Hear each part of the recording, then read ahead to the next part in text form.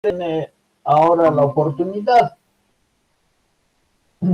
Entiendo que están viendo esta diapositiva, que es la portada del Leviatán, ¿no es cierto? Es decir, de este famoso libro que fue escrito en el siglo XVII, es decir, a principios del siglo XVII. Exactamente la fecha del Leviatán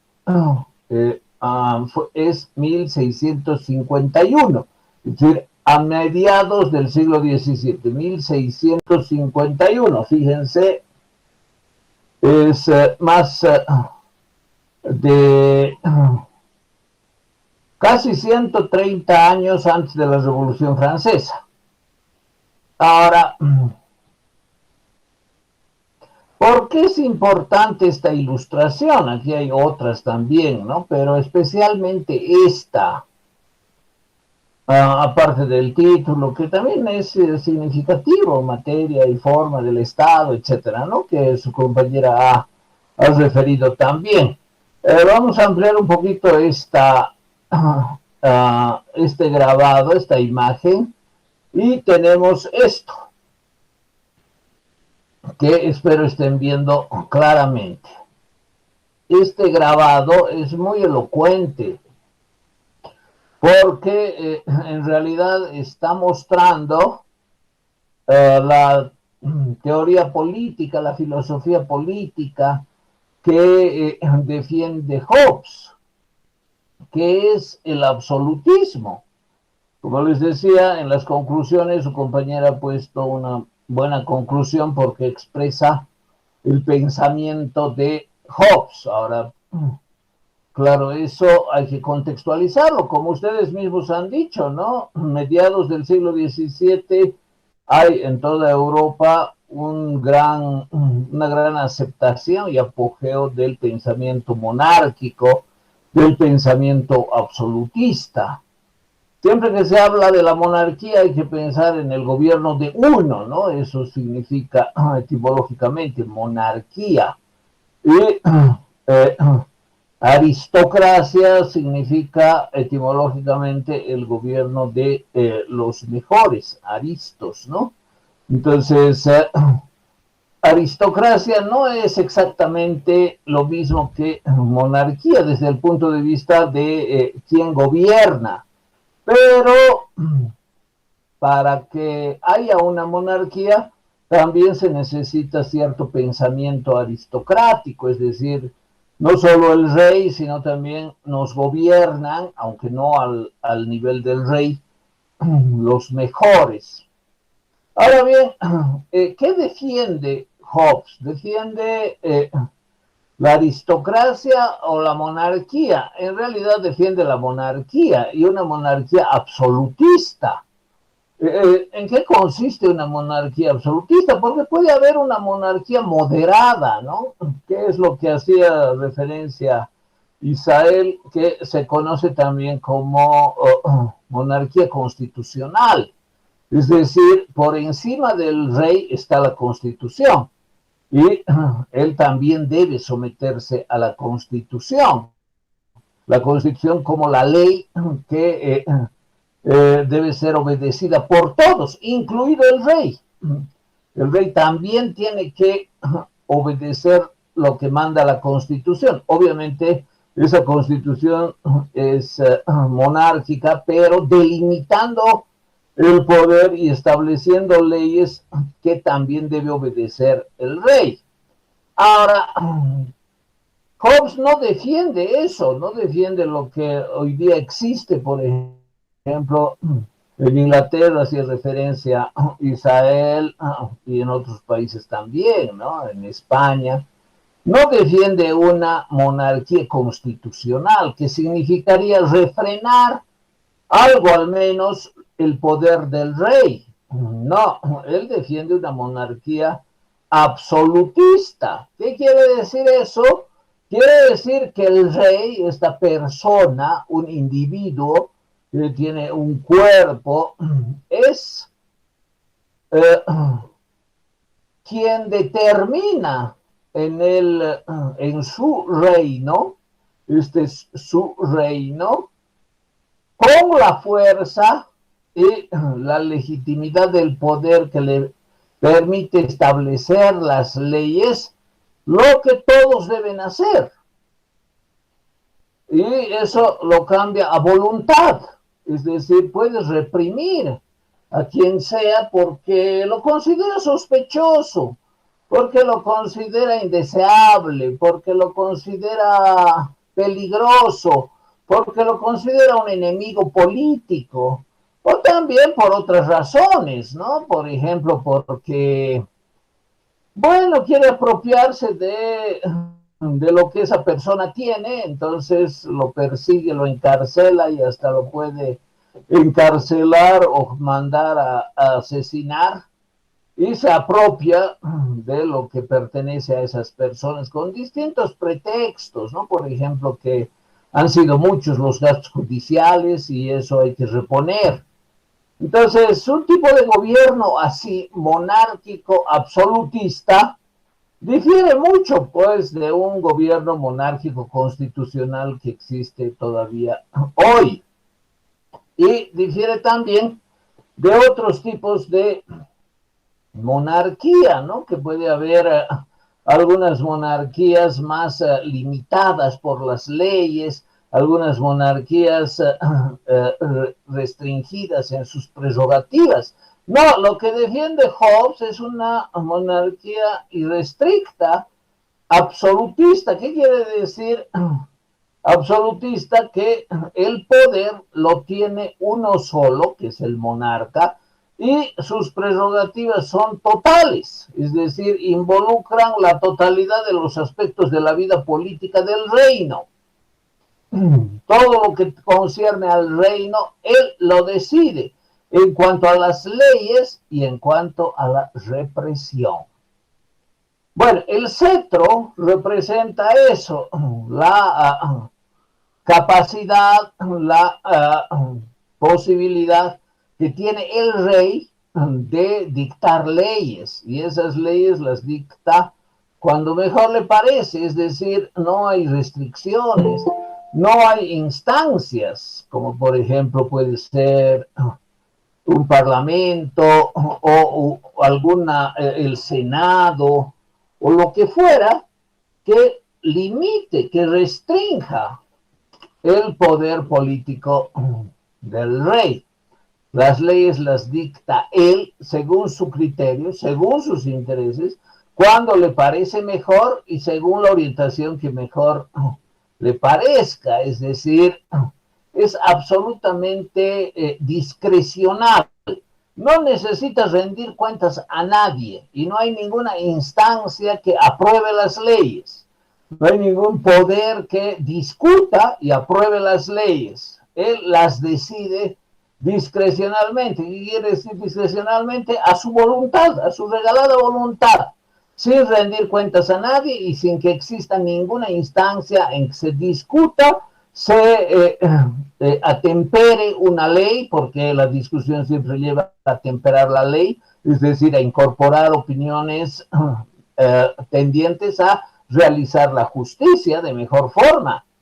En realidad, él decide qué es lo justo, y porque tiene el criterio de qué es lo justo, solo él tiene la prerrogativa también de imponer, no solamente promulgar las leyes, es decir, de ahora en adelante estas son las leyes, esta ley se pone en vigencia, sino de entender por sí mismo qué es la justicia y cómo se la debe realizar con las respectivas leyes.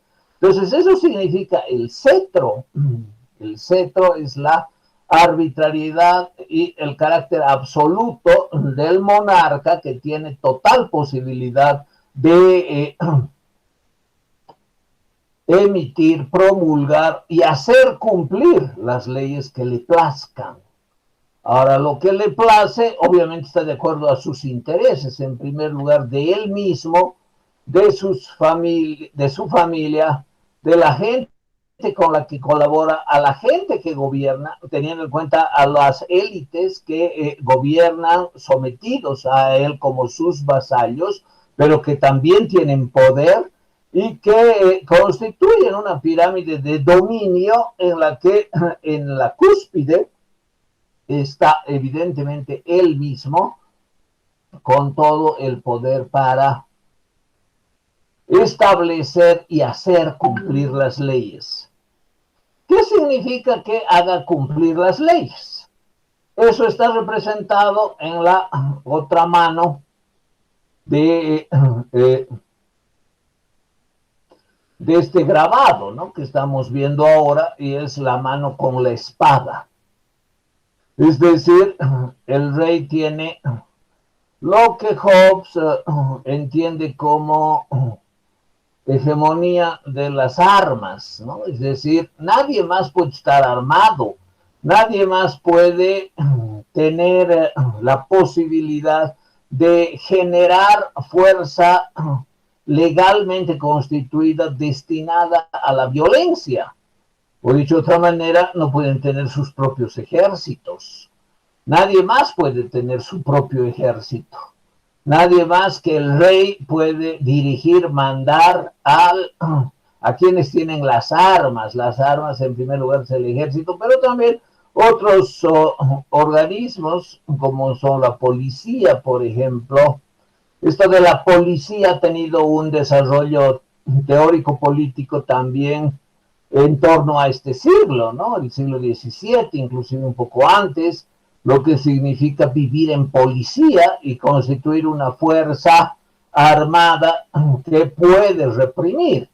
Vivir en policía no significaba reprimir, aunque también se podía hacerlo, sino regular las buenas costumbres y ocuparse de algunas personas indeseables que, por ejemplo, se dediquen al mal vivir, por ejemplo, viciosos, gente que no tiene hogar, que se rehúsa a trabajar, etcétera. Esas eran las ocupaciones de la policía en el desarrollo de la teoría de la policía, llamada también ciencia de la policía. Entonces, en esta teoría absolutista, que es la filosofía política de Hobbes, quien debería tener hegemonía y monopolio de las armas, es decir, gobernar sobre los agentes armados, establecer su poder sobre quienes tienen las armas, mandándoles a que repriman finalmente, no solamente que resguarden el orden cuando se pueda presentar alguna manifestación o algo así, sino reprimiendo, persiguiendo, encarcelando, torturando y hasta asesinando a los que considera él enemigos, peligro para la sociedad, etcétera, etcétera. Es decir, el absolutismo da piedra libre, por decir así, al rey para que reprima de una manera como a él le parezca. Puede ser brutal, puede ser cruenta, no hay límite en la represión y puede ser también generalizada, es decir, a una gran parte de la población que reprima.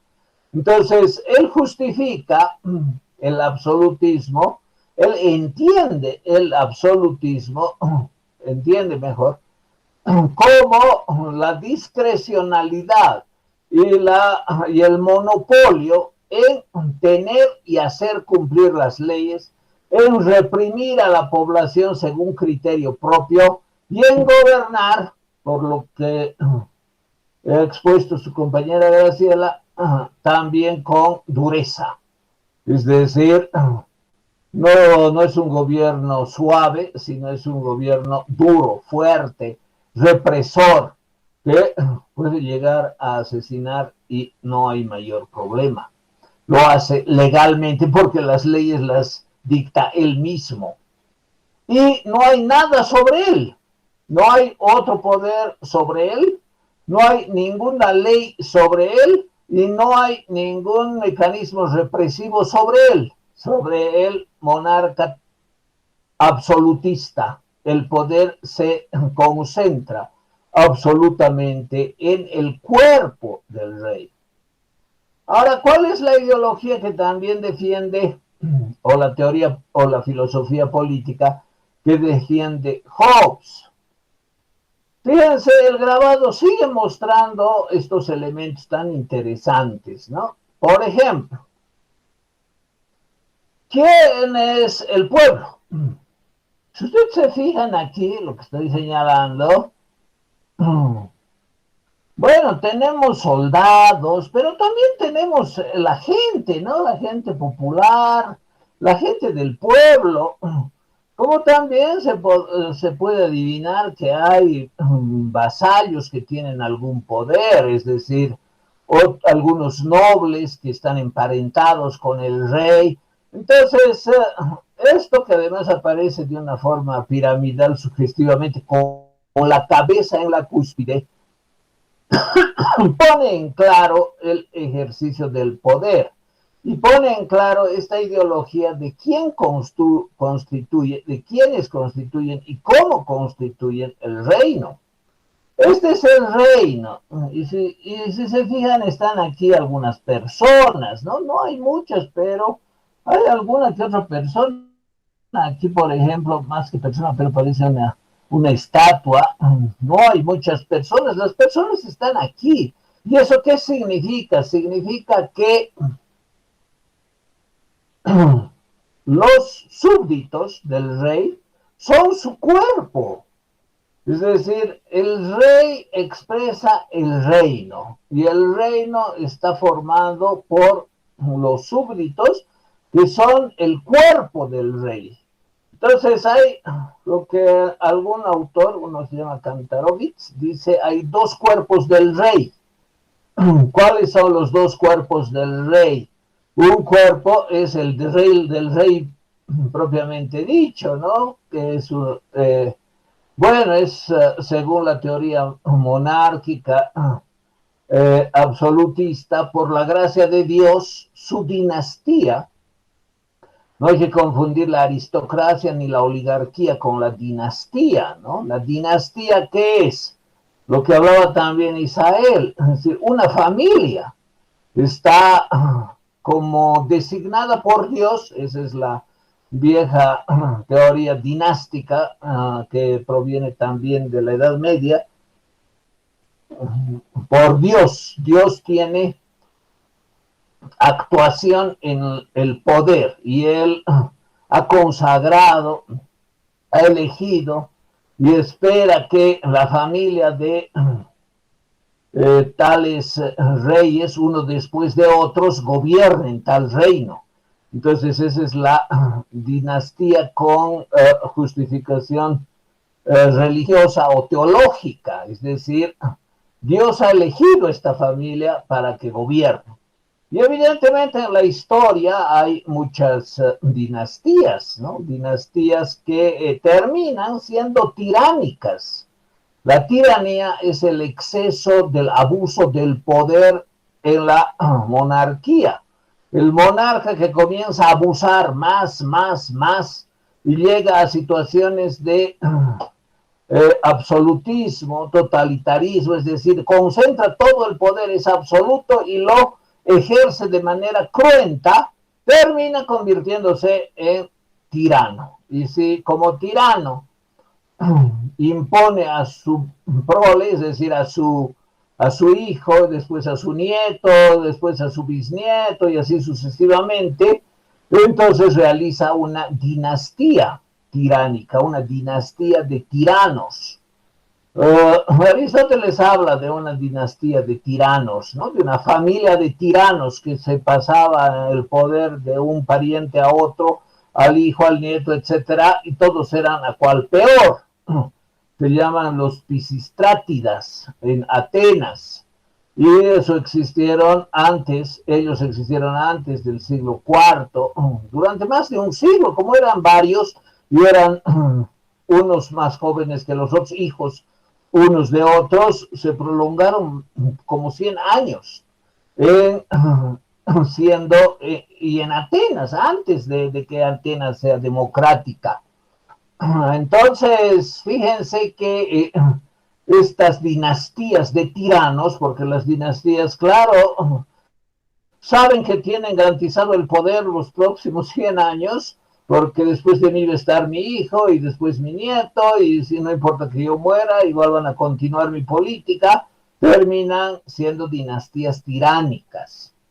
Y eso también puede precipitarse a partir de la monarquía absolutista. Claro, un rey que dicta las leyes, que tiene monopolio de la represión, que no admite ninguna forma de resistencia, de rechazo ni de desobediencia civil, obviamente fácilmente puede convertirse en tirano. Bueno, entonces hasta aquí está expuesta la filosofía política del absolutismo, tal cual aparece en el Leviatán. El conjunto de los súbditos, los vasallos, el pueblo, el ejército, forma el cuerpo del rey, el segundo cuerpo, este cuerpo que es el conformado por la gente, la fuerza viva del reino, que es la gente, y sobre la que él ejerce poder a través de las leyes, a través de sus decisiones, de sus determinaciones y a través de la represión. Bien, hasta aquí está claro lo que es el absolutismo. Ahora, Hobbes dice que esta forma de gobierno, que es la monarquía absoluta, el absolutismo, también puede haber un absolutismo de una aristocracia que se convierte en oligarquía, pero lo más evidente y lo que defiende Hobbes es la del monarca. Bueno, les decía, ¿de dónde proviene esta justificación? De lo que un poco señalaba su compañera Graciela, ¿no? Es decir, de la justificación de que esto es necesario.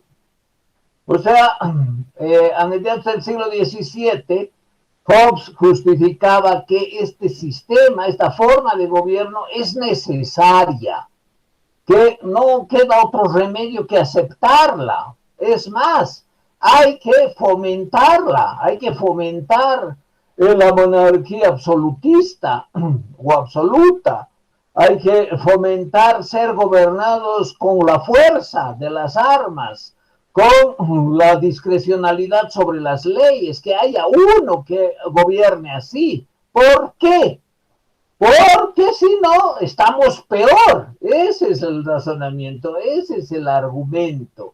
Y para eso recurre a su teoría del estado de la naturaleza o estado natural de la sociedad y del hombre y el estado civil o el acuerdo civil o el momento en el que ya se supera ese estado natural.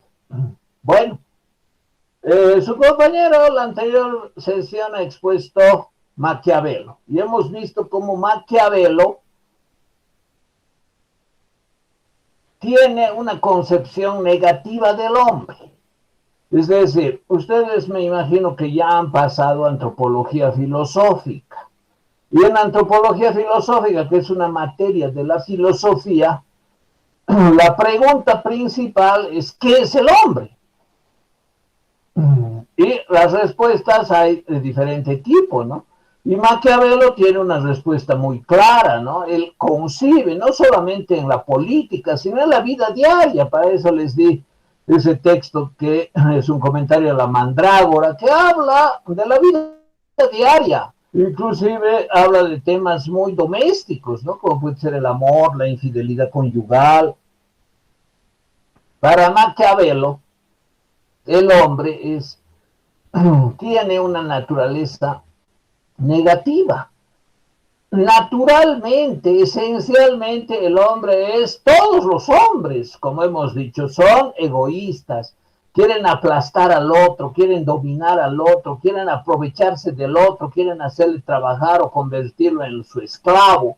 No hay una actitud espontáneamente altruista, espontáneamente constructiva del bien común. Seamos solidarios, trabajemos juntos para el bien de todos, de unos y de otros. No, no hay tal. La vida social, la vida económica y la vida política está teñida por la bajeza y la ruindad humana. Esa es la concepción del hombre que tiene Maquiavelo. Ahora bien, una concepción similar tiene Hobbes, pero él es un poco más, diríamos, elaborado en su discurso, ¿no? Porque él dice que naturalmente el hombre tiende a estos aspectos, a ser egoísta, a dominar al otro, a aprovecharse del otro, a arrebatarle la propiedad al otro, a someter al otro, volviéndolo su esclavo o su siervo o lo que sea. Todo eso es parte de la naturaleza humana y en ese sentido su concepción antropológica, filosófica, es también negativa, como es la de Maquiavelo. Entonces, él cree, como Maquiavelo, que naturalmente el hombre tiende al egoísmo, al dominio, a aplastar a sus congéneres, a sus semejantes, y no a las buenas intenciones que puede tener algún discurso religioso, por ejemplo, de seamos fraternos, amémonos unos a otros, no generemos violencia, etcétera, etcétera. Entonces, el resultado de esa naturaleza es que desde el principio de la humanidad, según Hobbes, habría existido en un monstruo que se llama Leviatán, que es en realidad la sociedad organizada por ciertas o dadas según ciertas características que terminan constituyéndose en el Estado. Incluso antes del Estado, lo natural que existió, lo espontáneo, a lo que tendió la humanidad, no era a una organización de fraternidad, de colaboración y de progreso económico. No, era la guerra de todos contra todos, y así la llama. Y por eso está la frase en latín, no es en inglés, Graciela, es en latín, homo homini lupus, que significa el hombre es el lobo del hombre. Esa frase expresa de manera muy contundente la idea de que el hombre es naturalmente agresivo. Y esa agresión se expresa en la guerra de todos contra todos. Es decir, la guerra nunca termina. La guerra nunca tiene un vencedor definitivo. La guerra genera división. Ya, unámonos contra este, le vamos a quitar su territorio. Nos unimos, lo derrotamos, matamos a su ejército, esclavizamos a sus mujeres y niños. Ya, ahora nos vamos a repartir el territorio. Yo voy a ser el propietario de esto, y el otro, el aliado, dice, no, yo voy a ser. Entonces surgen rencillas entre quienes ayer fueron aliados. Así es la política, que en el extremo de la guerra también genera más guerra. Es decir, el hombre sigue siendo lobo del hombre. Nos aliamos nosotros para asesinarlo a este, para arrebatarle sus propiedades, para esclavizar a sus mujeres y niños, etcétera, etcétera. Está bien, y después terminamos peleando nosotros por esas propiedades y por las propias nuestras que existían antes de arrebatarle al tercero. Y así la guerra termina, nunca termina. La guerra se prolonga indefinidamente, creando nuevas alianzas, nuevos enemigos, nuevos enfrentamientos, desarrollo tecnológico de la guerra cada vez más con mejores armas, más destructiva, más agresiva. Y esa es la condición humana. Esa es la naturaleza humana, tender siempre a la violencia y al extremo de la violencia, que es la guerra, que consiste en aniquilar el cuerpo del enemigo, este cuerpo, el cuerpo que está formado por el conjunto de cuerpos de los súbditos, del enemigo, del otro rey, que puede ser un rey, que puede ser una aristocracia o lo que fuera, tiene que ser destruido ese cuerpo. Y yo que los voy a destruir y tengo este reino, mañana voy a ser rey de un reino que va a ser el doble del actual. Ese es el propósito.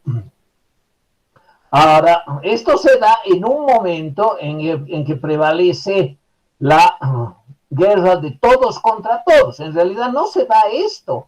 No se da el rey que tiene poder absoluto, sino se da de un líder militar belicoso que guía a sus soldados o a su grupo armado a conquistar la tribu de al lado, a conquistar la tribu vecina y después la de más allá y después surgen rencillas dentro y un subordinado militar que desafía al líder y el aliado de ayer se convierte en enemigo de hoy y así la guerra de todos contra todos se prolonga indefinidamente hasta que llega, según Hobbes, este modelo.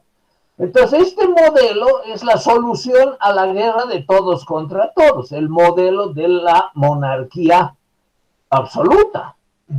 ¿Cómo, en qué consiste este modelo? Ya lo hemos explicado. ¿Y cómo se constituye en solución a la guerra de todos contra todos? Cuando todas las tribus, dirigidas por sus líderes militares, son salvajes, cruentos, y que no tienen garantía de nada, que no hay leyes, que lo que prevalece es la ley del más fuerte. Aquí yo impongo mi voluntad porque soy el más fuerte y tengo a los más fuertes de mi lado. Y aquí si hay algún grupo que se opone, se enfrenta con nosotros y así sucesivamente. Entonces, como no hay un reino con leyes y con monopolio de las armas, lo que surge como solución es precisamente esto. Es decir, todos se dan cuenta, ya dejemos de pelear. ¿Por qué peleamos? Porque todos estamos armados. Y aquí hay un grupo que se alía con otro, desafían a tal otro, y la lucha es interna. Y después es externa, nuestra tribu enfrenta a la tribu de al lado, la somete a sus mujeres, etcétera, pero continúa la guerra. Entonces, para que no continúe, ¿qué vamos a hacer? Vamos a limitar las armas y las vamos a entregar al rey, y este rey no va a ser cualquiera, es decir, no va a ser cualquier rey o como era el líder militar que nos guiaba brutal y violentamente, sino alguien que además establezca las leyes. Entonces, para atemperar la naturaleza belicosa, violenta del ser humano y la guerra infinita, porque la guerra no tiene final, se establece como gran solución política, según Hobbes, la monarquía absoluta. Es decir, que solamente uno, el rey, pueda tener armas, monopolio de las armas, establezca solo él las leyes, las haga cumplir, reprima y decida por sí mismo, con el ejército que le obedece ciega y fielmente solo a él para que no hayan revueltas internas, qué hacer frente, por ejemplo, a otro rey de otro reino que quiere conquistarnos o nosotros tenemos que conquistarlos porque necesitamos su territorio.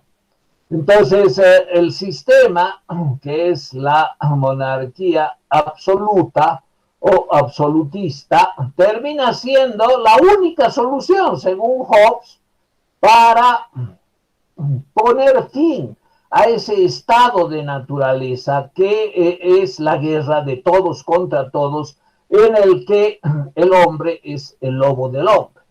El momento en que los súbditos se dan cuenta que hay que darle las armas en monopolio hay que darle total poder de dictar leyes a su rey, se habría producido, según Hobbes, el pacto social. El concepto de pacto social no es de Rousseau, es de Hobbes, y se da como acuerdo de los súbditos con su gobernante y entre ellos mismos para proceder a este monopolio de las armas, a esta hegemonía de la represión, a esta legitimidad de la crueldad y del absolutismo y a esta farsa de que las leyes tendrían una realización de lo justo, porque es imposible que cualquier rey, por muy sabio que sea, tenga absoluta exclusividad de saber qué es lo justo, y para ello no toma en cuenta a los involucrados, sino solo a sus propios intereses y a los que les rodean. Entonces, fíjense que el absolutismo, la monarquía absoluta, proclamada por Hobbes, resulta ser histórica y filosóficamente la solución al estado de naturaleza de guerra de todos contra todos para que el hombre deje de ser lobo del hombre. Y este sistema así se prolongaría indefinidamente, es decir, la guerra que nunca tuvo posibilidad de acabar, porque siempre aparecía otro líder militar que quería conquistarnos, aparecían rencillas internas, finalmente habría terminado gracias a este acuerdo, a este pacto social que instituye un monstruo. ¿Cuál es el monstruo? El Leviatán. Es decir, establece un sistema político en el reino con hegemonía, exclusividad, absolutismo del rey en lo concerniente a lo jurídico y a lo represivo, de manera tal que por la fuerza y por la razón gobierna uno solo y de manera ilimitada, dando lugar a que haya efectivamente posibilidad de progreso, es decir, que progrese el desarrollo de la perdón, el desarrollo de la sociedad. Bueno, este es en definitiva es la filosofía política de Hobbes. No sé si tienen alguna pregunta, algún comentario. Hay muchas críticas a esto. La más interesante a mí me parece la crítica de Foucault, que dice, en realidad Hobbes no habla de la guerra, él está representándose la guerra para justificar su absolutismo. A mí me parece muy adecuada esa crítica, porque efectivamente es así, ¿no? Él no habla de la guerra real, sino de la que se imagina en su discurso filosófico, que está dirigido a, por último, justificar el absolutismo. Esa crítica de Foucault la hizo en unas clases publicadas con el título de Genealogía del Racismo. Y les voy a poner en el grupo el resumen de ese libro, y ustedes en el Google Drive pueden encontrar el texto completo. Genealogía del Racismo. Bien, si no tienen preguntas, comentarios.